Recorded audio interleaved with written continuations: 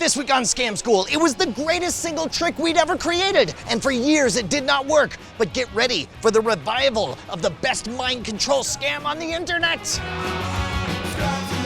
Toast me, gentle folk. Yes. Indeed. Salud. For we are lords. All right, gang, back again at the Handlebar right in the middle of downtown Austin, hanging out with my co-host from Hacking the System, Mr. Jason Murphy, and Mr. Grant Davis of the Beerist podcast, right? Correct. What do you guys talk about on the Beerist podcast? Is it beer? We review beer once a week. This guy knows. It's good. So something really weird has happened. I developed something about 8 years ago that worked for a while and then it stopped working.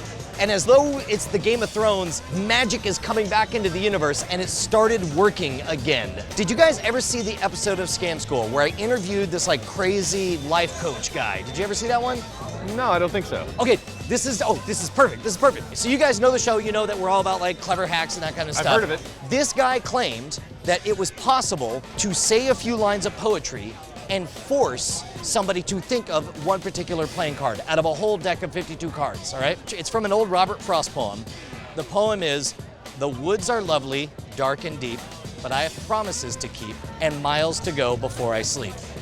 Now, when I said that, hopefully you had a bunch of different cards bubbling up in your mind, but at some point you thought of one that seemed the most right. Did you land on one? I have one, but I'm not sure it's the most right. What was the card you were thinking of? Ace of Spades. God damn it. You did see this. No, I didn't. Yeah, you pinky swear? Yeah, why? Well, because that was what he said. Dude, no bull. Do you have your phone? We can use my phone, but you might think it's tricky or something. I thought the poetry was going to be Motorhead, Ace of Spades. Ask Siri to search the internet for Professor Alfred Singleton. Search the internet for Professor Alfred Singleton. And there should be a Scam School episode we did with him. Yeah. All right, wait, check it out. Welcome back to Scam School. We are here at the Nomad Bar in Austin, Texas. And today we are talking to Professor Alfred Singleton. Now, before we went to break, you said something that kind of blew my mind. It sounded like you were describing it sounded like mind control. Well, actually, it is. Our studies of neurolinguistic programming have discovered deep structures in the human brain that can be accessed with linguistic triggers. We can actually put a thought into someone's mind. Like against their will. Yeah. Do you have any examples? We would read a poem by Robert Frost. The woods are lovely, dark and deep, and I have promises to keep and miles to go before I sleep. Then we would have them think of a card, and 100% of the time, every time, they would think of the Ace of Spades. Is that amazing? That is weird. Right? What's the mojo behind this? What's the magic? I will tell you, but you must toast me first. How about that? Okay. Ding, ding, ding, ding, ding, ding. All right, I have a confession to make that will surprise exactly none of you guys. Love Vegas. Love everything about the magic shows out there. I love showing up, playing roulette, 21, blackjack, you name it. One place I do not gamble, however, is with my freaking life. Every single time I'm behind the wheel, I have my seatbelt buckled, and it's not because the cops are out in force from May 23rd through June 5th. It is because if you get into a car crash, there is a 50-50 chance of dying if you're not buckled up. How obvious are those odds? You're worried about getting bitten by a snake or being struck by a lightning bolt? Peanuts! Compared to the risk of driving with your seatbelt unfastened. Look, man, you don't get a redo in real life. You get killed, that's it, game over. You cash out your chips, you get sent back home. Dude, make the smart call, click it or ticket. You don't get a second chance. Do you remember this? No. Oh, this is No. great. Oh, I'm I gotta so be excited. honest. I immediately landed on Ace of Spades. You did? So it worked on both of you. I'm gonna guess that is the most likely card picked at random.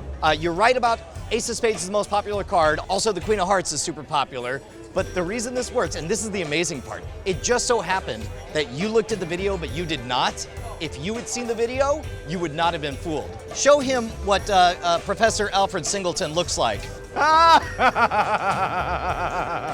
So this Professor Alfred Singleton is my buddy CJ. Okay. And we set up at the Nomad Bar and we recorded 52 versions of this interview with 52 different names for the experts and 52 different cards. So Alfred Singleton ace of spades. That's right. Okay, so here's the way it works. Okay? When we first did it, it was great. Whether you were on a desktop computer, on a mobile, it didn't matter. You just typed in the name of the expert, and it was always the first video to come up. But then they refined their algorithm, and what would happen is maybe it would fool them for a few seconds, but the related videos would all be the exact same thing with different names all the way down. Yeah. They refined the algorithms, and nowadays, you don't even need to sit down and type anything on a computer. You can just ask, you say, okay, Google, or you could say, Siri, search for whatever. All that matters is that you know how to take any card in the deck and translate it into the name of the expert, okay? You'll notice that I introduced him. I didn't say who he was. I said I interviewed a crazy life coach guy. If it's hearts, he's a reverend. Think of the R in hearts. If it's spades, he's a professor. Think of the P in spades. If it's clubs, he's a coach. And if it's diamonds, he's a doctor. So that's the first part of his name. His title determines the suit. After you get his title, then you got to figure out his last name. His last name will either be Singleton, Doubleday, or Triplet with 2 T's at the end. If it's Singleton, he's 1 through 5, Doubleday 6 through 10, Triplet 11, 12, or 13 on the value, right? And then finally, the last thing you figure out is his first name, which is just alphabetical. He's either Alfred, Byron, Charles, David, or Edgar. And then that's it. To set the whole thing up, you tell the story. You're like, hey man, I saw this thing from a million years ago, made the most outrageous claim. Said that you can force someone to think of a card because you want to set up the expectation so they know they're going to have to think of a card. You say those lines of poetry, and then you ask them what card they're thinking of. No matter what they say, get annoyed, put them on defense. Because the moment you did that, like I was just like, man, you're messing with me. And you're like, no, I really didn't think of special. I was like, I did it! So what's great is it puts them on defense, and during that time, I'm busy going like, okay, Reverend, Triplet, Alfred, Reverend Alfred, Triplet, great. Plus, I ask him to pull out his phone, which gives a little bit of pause time to do this. Once you give that name, they search on their phone, their device, and then it proves that you controlled their mind. The only question is which one of you guys are gonna do it on me? You taking it?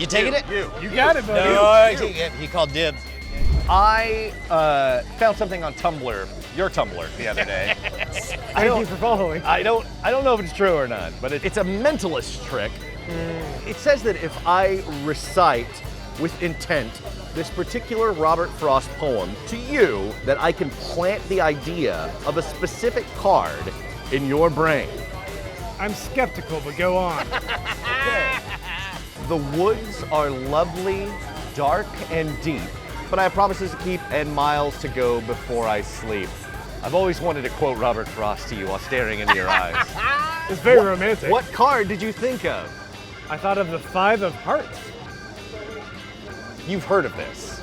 No. Show him the interview. Show him the interview. Okay, look this up on your phone. Here, I'll find it. All right, it is, What was that guy's name again? Reverend Edgar Singleton. I'll That's be what the it was. judge of that. Reverend Edgar Singleton. Look it up. Yes. Search the internet for Reverend Edgar Singleton interview. Let's see. Every time they would think of the 5 of hearts. I told you. You have wizard powers. You have wizard powers. Wizard powers. You're a demon. Toast. Salud. You are my thrall. Holy freaking cow, this is easily the most original, awesome routine that we've ever created, and it broke my heart when it stopped working, when all those related searches gave it away, and especially when Google's autocomplete would spell it out before you could even write stuff out. Longtime fans of the show will remember that this was originally performed by Richard Garriott on the International freaking Space Station. Process that for a moment. I designed mind control experiments that were performed in freaking space. Nowadays, the fact that you're able to use voice dictation, OK Google, and Siri to do the searching for you makes it all the more better. Trust me, you guys are gonna love this thing and I wanna hear all about it, so post it in the comments down below or on twitter.com/Schwood. There is no C in Schwood. And don't forget to join us next week. We already went to space, so that means we have to go to the center of the earth, which means I'm going straight to hell. Drunk. You'll notice that we dropped so many references in there. The deep structures reference is a tip of the hat to Snow Crash from Neil Stephenson. And in fact, the poetry that we say, the woods are lovely, dark and deep, that's a tip of the hat from Telephone, the old Charles Bronson movie in the 1970s. Oh, wow. That was what they heard that turned them into crazy assassins. I recognize the poem, of course, but not the Manchurian candidate aspect of it. Exactly. Now that you're explaining this to me, I'm like, Oh, I remember Brian telling me about this 8 years ago. Yes, exactly. But I thought, oh great, Grant ruined it again. What's with that guy's hair?